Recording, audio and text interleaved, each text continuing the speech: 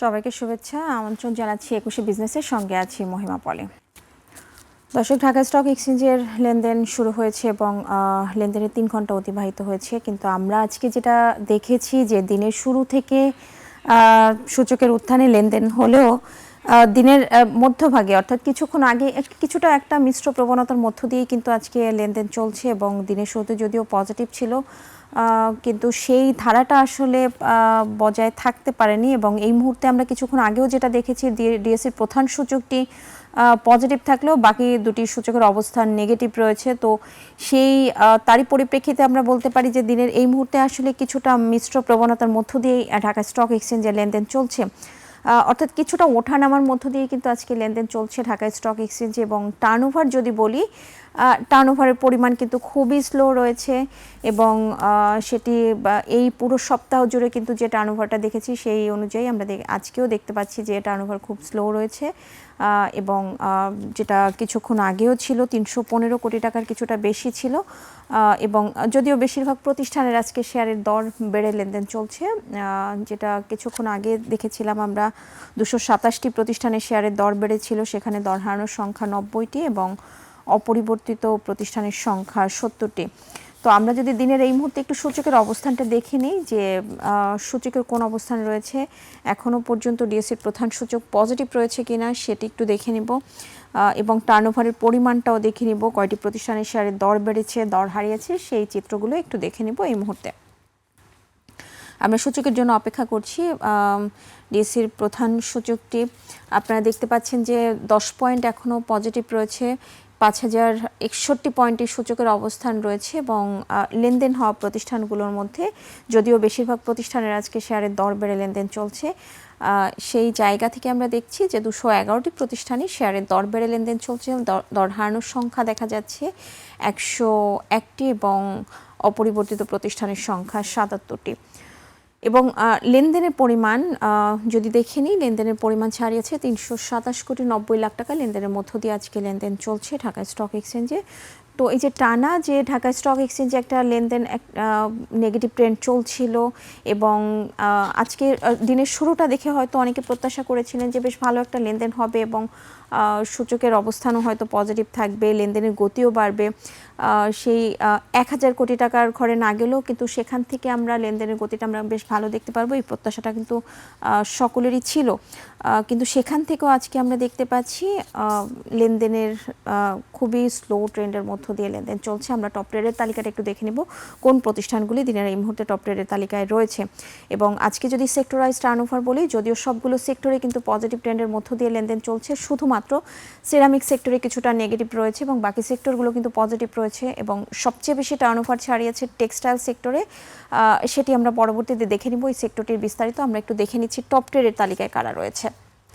Sharp industries এই প্রতিষ্ঠানটি top ট্রেডের তালিকায় রয়েছে এবং আমরা দেখতে পাচ্ছি যে বায়ে হল্টেড রয়েছে আজকে।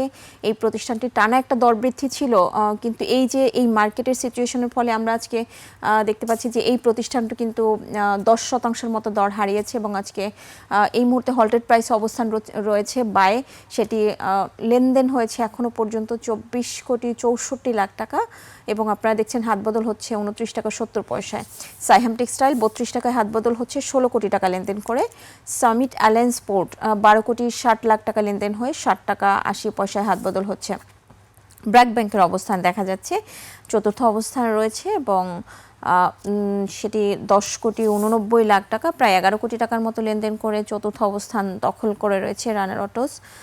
এই প্রতিষ্ঠানটি 7 কোটি 30 লাখ টাকার মতো লেনদেন হচ্ছে এবং হাত বদল হচ্ছে 50 টাকা 30 পয়সায় এবং আমরা দেখতে পাচ্ছি যে 5টি প্রতিষ্ঠানের মধ্যে 3টি প্রতিষ্ঠানে কিন্তু দর হারিয়ে লেনদেন চলছে গত কার্যদিবসের তুলনায় এবং একটি প্রতিষ্ঠান ব্রেক ইভেন পয়েন্টে রয়েছে সামিট অ্যালায়েন্স পোর্ট এবং বাকি একটি প্রতিষ্ঠান টপ ট্রেডের তালিকায় থাকা শুধুমাত্র কিছুটা দর বেড়েই লেনদেন চলছে এবং সবগুলো প্রতিষ্ঠান কিন্তু নেগেটিভ ট্রেন্ডের মধ্য দিয়ে লেনদেন চলছে। টপ গেইনার্সের তালিকায় থাকা প্রতিষ্ঠানগুলোর মধ্যে কোন প্রতিষ্ঠানগুলো দিনের এই মুহূর্তে টপ গেইনার্সের তালিকায় উঠে এসেছে দেখে নেব। ফ্যামিলি টেক্স টপ গেইনার্সের তালিকায় প্রথমেই অবস্থান করছে, 8.70% দর বেড়েছে। সেনে টেক্সটাইল 6.67% দর বেড়েছে। এবং হাত বদল হচ্ছে 3 টাকা 20 পয়সায়। মেঘনা কনডেন্সড মিল্ক 6% দর বেড়েছে, হাত বদল হচ্ছে 37 টাকা 10 পয়সায়। পিপলস লিজিং অ্যান্ড ফাইন্যান্স 5.56% দর বেড়েছে, 1 টাকা 90 পয়সায় হাত বদল হচ্ছে এবং জিকিউ বল পেনের অবস্থান রয়েছে পঞ্চমে এবং আপনারা দেখছেন যে 5.40% দর বেড়েছে দিনের এই মুহূর্তে। তো সেখানে আজকে দেখতে পাচ্ছি যে পিপলস লিজিং অ্যান্ড ফাইন্যান্স এই ঝুঁকিপূর্ণ এই শেয়ারটি কিন্তু আজকে টপ গেইনার্সের তালিকায় রয়েছে এবং 10 পয়সার মতো দর বেড়েছে, সেটি শতাংশের দিক থেকে দেখা যাচ্ছে 5.56%। টপ লুজার্সের তালিকাটা একটু দেখে নিব যে কোন প্রতিষ্ঠানগুলো টপ লুজার্সের তালিকায় রয়েছে। দর্শক, টপ লুজার্সের তালিকায় যেটা বলছিলাম, শার্প ইন্ডাস্ট্রিজ যেটি পুরো মার্কেটে আজকে টপ ট্রেডের তালিকায় রয়েছে। এই প্রতিষ্ঠানটি কিন্তু সবচেয়ে বেশি দর হারিয়েছে, আপনারা দেখছেন 10% মতো দর হারিয়েছে এবং হল্টেড প্রাইস অবস্থান রয়েছে, বায়ে হল্টেড রয়েছে। ক্যাপিটেক গ্রোথ ফান্ড রয়েছে পরবর্তীতে দ্বিতীয় অবস্থানে এবং দর হারিয়েছে 8.74%। ফুয়াং ফুড 7% দর হারিয়েছে। সন্ধানী ইন্স্যুরেন্স রয়েছে পরবর্তীতে চতুর্থ অবস্থানে, 6.50% দর হারিয়েছে এবং ফার কেমিক্যাল 4.5%-র কিছুটা বেশি দর হারিয়ে টপ লুজার্সের তালিকায় পঞ্চম অবস্থায় রয়েছে। তো আমরা যেটা বলছিলাম যে আজকে সবচেয়ে বেশি টার্নওভার ছাড়িয়েছে, যদিও সবগুলো সেক্টরে পজিটিভ ট্রেন্ডের মধ্য দিয়ে লেনদেন চলছে, কিন্তু সেই পজিটিভের ধারাটা খুব বেশি না হলেও শুধুমাত্র সিরামিক সেক্টরে কিছুটা নেগেটিভ রয়েছে। টার্নওভার যদি বলি, সেই জায়গা থেকে সবচেয়ে বেশি টার্নওভার ছাড়িয়েছে টেক্সটাইল সেক্টরে। তো চলুন আমরা একটু টেক্সটাইল সেক্টরে বিস্তারিত দেখে নিই কোন প্রতিষ্ঠানগুলি টপ ট্রেডের তালিকায় উঠে এসেছে টেক্সটাইল সেক্টরে, সেটা একটু দেখে নেব। দর্শক, টেক্সটাইল সেক্টরের যে প্রতিষ্ঠানগুলি টপ ট্রেডের তালিকায় উঠে এসেছে সেই প্রতিষ্ঠানগুলির নাম একটু দেখে নিব। টেক্সটাইল সেক্টরের এই 5টি প্রতিষ্ঠান আপনারা দেখতে পাচ্ছেন টপ ট্রেডের তালিকায় রয়েছে, যাদের মধ্যে শার্প ইন্ডাস্ট্রিজ রয়েছে, সাইহাম টেক্সটাইল রয়েছে, এমএল ডাইং রয়েছে, প্যারামাউন্ট টেক্সটাইল এবং পরবর্তীতে এনভয় টেক্সটাইল রয়েছে। এই 5টি প্রতিষ্ঠান আজকে টেক্সটাইল সেক্টরের টপ ট্রেডের তালিকায় রয়েছে এবং এই বাকি যে চিত্র রয়েছে সেটিও আপনারা দেখতে পাচ্ছেন। শার্প ইন্ডাস্ট্রিজ 24.64 লাখ টাকার মতো লেনদেন হয়েছে, সাইহাম টেক্সটাইল 16 কোটি টাকার মতো লেনদেন হয়েছে এবং 6.92 লাখ টাকা লেনদেন হয়েছে এমএল ডাইংয়ের।